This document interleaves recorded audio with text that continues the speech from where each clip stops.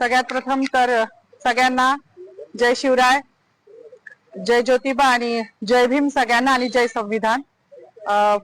काय बोलावं मला काही समजत नाहीये, पण आज संविधान दिवस आहे हे सगळ्यांना माहिती आहे. कुठल्या पण महापुरुषाने कुठल्या विशिष्ट जातीसाठी काम नाही केले आणि त्याच्यामध्ये स्त्रियांसाठी ज्यांनी काम केले ते माझ्यासाठी पुनर्जन्म देणारं व्यक्तिमत्व आहे. मग ते महात्मा फुले तर आहेच, ज्यांनी शिक्षण दिलं. त्यानंतर रघुनाथ कर्वे ज्यांनी संतती नियम देऊन स्त्रियांचं आयुष्य सुकर केलं. आणि तिसरे म्हणजे जे कायमच ज्यांना पिढ्यानपिढ्या त्यांचं ऋण फिटणार नाही असे डॉक्टर बाबासाहेब आंबेडकर, ज्यांनी हिंदू कोड बिल, म्हणजे आज मला शोकांतिका आहे की मी जेव्हा जय भीमचा नारा लावला तेव्हा मला पोलीस स्टेशनला घेऊन येणारी जी महिला होती तिला पण म्हटलं, बाई आज तुझी वर्दी घालून मला घेऊन चालली ना पोलीस स्टेशनला, हे पण त्या बाबासाहेबांची कृपा आहे बरं तुझ्यावर. मला हसायला आलं, मी अजूनही आनंदी आहे, मला काही वाईट वाटत नाहीये. माझी नोकरी, माझं प्रमोशन मला काहीच कळत नाही, कारण माझ्या बाबासाहेबांनी हिंदू कोड बिलाचा जो राजीनामा दिला होता तो माझ्यासारख्या महिलांसाठी दिला होता. त्यांना माहिती होतं का भविष्यात माधवी जाधव जन्माला येणार आहे नाशिकमध्ये आणि ती माझ्या अस्तित्वासाठी लढणार आहे, नव्हतं माहिती. पण आमचं अस्तित्व निर्माण व्हावं, आज ज्या बसल्या आहेत ना तिकडे मंत्रिमंडळात डोक्यावर पदर घेऊन निवडणुकीपुरत्या, त्या पण बाबासाहेबांच्या जीवावर बसल्या आहेत. नाही तर विशिष्ट जातीने तेच काम करायचं असं लिहून ठेवलं होतं. चूल आणि मूल याच्या पलीकडे ह्यांच्या संविधानानुसार कुठला वाव स्त्रीला नव्हता. आणि ज्या संविधानाने आज मला ही ताकद दिली आहे त्या बाबाला जेव्हा हे संपवायला जात आहे तेव्हा त्यांची ही लेख तेवढ्याच निडरतेने उभी राहिली आणि ह्याचा मला खूप अभिमान आहे.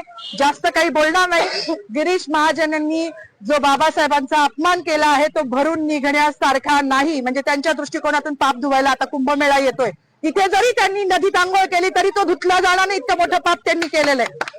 त्यांचं पाप जेव्हा संविधानाच्याच मार्गाने त्यांच्यावर ॲट्रॉसिटी दाखल होईल ना तेव्हाच ते धुतलं जाईल. एवढीच माझी मागणी की त्यांच्यावर ॲट्रॉसिटी दाखल करावी, अन्यथा ह्याच ठिकाणी मी उपोषण चालू करणार आहे. केलंच आहे असं समजा, जोपर्यंत त्यांच्यावर ॲट्रॉसिटी दाखल होत नाही. बाकी मला काही म्हणायचं नाही. पुन्हा एकदा जय भीम. डॉक्टर बाबासाहेब आंबेडकरांचा, डॉक्टर बाबासाहेब आंबेडकरांचा,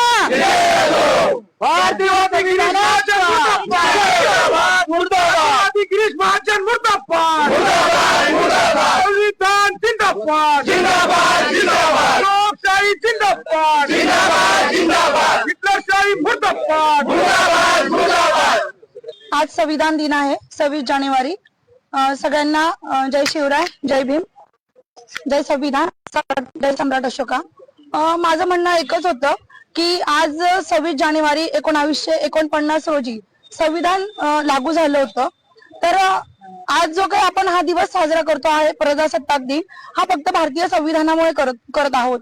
जर भारतीय संविधानच नसतं तर आज आपण एका छताखाली सर्व धर्मीय लोक जमलोच नसतो आणि हा जातीभेद राहिलाच नसता. तर माझं एकच म्हणणं होतं की गिरीश महाजन यांनी, मंत्री महोदयांनी शिवाजी महाराजांचा जयघोष केला, संभाजी महाराजांचा जयघोष केला. मग बाबासाहेबांचा असा काय गुन्हा होता का बाबासाहेबांना का असं मुद्दामून डावललं जात आहे की हा असं, हे खूप म्हणजे त्यांनी असं करायला नको होतं. म्हणजे परेड चालू होती ग्राउंडवर आणि परेड चालू असताना जेव्हा घोषणा दिल्या गेल्या की छत्रपती शिवाजी महाराजांची जय घातली गेली, परत संभाजी महाराजांचं नाव घेतलं गेलं, आता बाबासाहेब त्यांची घोषणा केली जाईल, पण तसं झालंच नाही. असं रक्त उफाळून येत होतं, परंतु एक जाण्याची वाट बघत होतो की कधी आपली परेड सुटेल आणि मंत्री महोदयांना आपण त्यांना हा जाब विचारू किंवा त्यांनी असं का केलं आपण विचारू. म्हणजे आमच्या मॅडम तिथवर पोहोचल्या, त्यांची धावपळ होती, त्यांच्या पाठीमागे मी पण गेली की त्यांना माईक मिळावा आणि त्यांनी हे त्यांना सांगावं की का झालं असं, की बाबासाहेबांचं नाव का घेतलं गेलं नाही.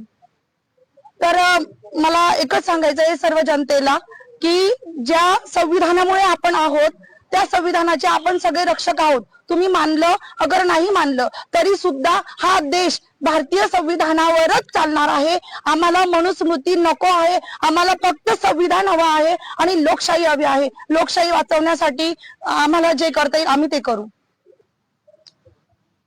आज आमच्या माधवीताई आणि सौपुरे मॅडम यांनी नाशिक येथे गिरीश महाजन यांचं ज्यावेळेस भाषण चालू होतं त्या भाषणामध्ये डॉक्टर बाबासाहेब आंबेडकरांचं नाव न घेतल्या कारणानं जो संतप्त सवाल व्यक्त केलेला आहे, त्यांच्या या भूमिकेशी वंचित बहुजन आघाडी ठामपणे उभी आहे.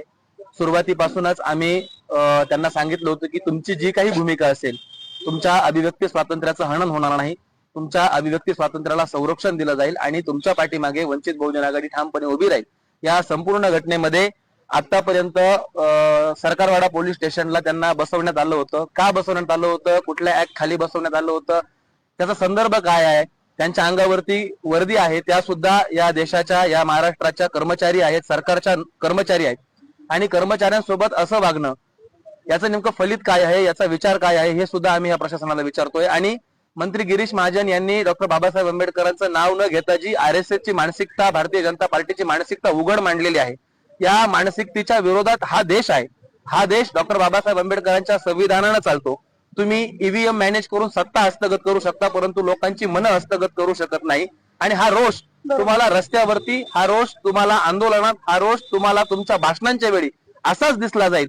आणि गिरीश महाजन यांना ओपन चॅलेंज आहे, तुम्ही नाशिकचे पालकमंत्री नाही आहात, तुम्ही त्या आविर्भावामध्ये राहू नका. तुम्ही कुंभमेळा मंत्री आहात, तुम्ही बिनमुलाये मेहमान आहात. तुम्ही नाशिकमध्ये वृक्षतोड केली, नाशिककरांनी सहन करायचा प्रयत्न केला. तुम्ही नाशिकचे हाल जळगाव सारखे करायचे प्रयत्न केले, नाशिककरांनी सहन करायचा प्रयत्न केला. परंतु आता नाशिककर तुमच्या या महाचुकीला, घोड चुकीला विसरणार नाही आहेत. तुम्ही डॉक्टर बाबासाहेब आंबेडकरांचा अपमान केलेला आहे. गिरीश महाजन, तुम्ही नाशिक सोडून परत जळगावला जा. आम्हाला दुसरा कुंभमेळा मंत्री द्या. गिरीश महाजनांनी या मंत्रिपदाचा राजीनामा दिला पाहिजे. आणि आम्ही नाशिक जिल्हा कायद्याचा बालेकिल्ला म्हणणाऱ्या संदीप कर्णिक साहेबांनाही आव्हान करतो की तुम्ही कोणत्याही गृहमंत्र्याच्या दबावाखाली नाही येता, मंत्रिमंडळाच्या दबावाखाली नाही येता. हा तमाम दलितांचा, तमाम आंबेडकरी प्रेमींचा अपमान आहे. या अपमानाच्या ऍक्ट नुसार तुम्ही अनुसूचित जाती जमाती प्रतिबंध कायद्याच्या अनुसार गिरीश महाजनवरती गुन्हा दाखल केला पाहिजे. आणि हीच मागणी या दोन्ही कर्मचाऱ्यांची आहे. आणि या मागणीला वंचित बहुजन आघाडीचा पूर्णपणे पाठिंबा आहे. जर सरकारी कर्मचारी म्हणून त्यांच्यावरती कुठल्याही प्रकारचा दबाव आणण्याचा प्रयत्न केला तर आम्ही हे प्रकरण सरळ आदरणीय बाळासाहेब आंबेडकर यांच्या कोर्टामध्ये नेऊ आणि तिथून आम्ही न्याय मिळवून आणू. धन्यवाद.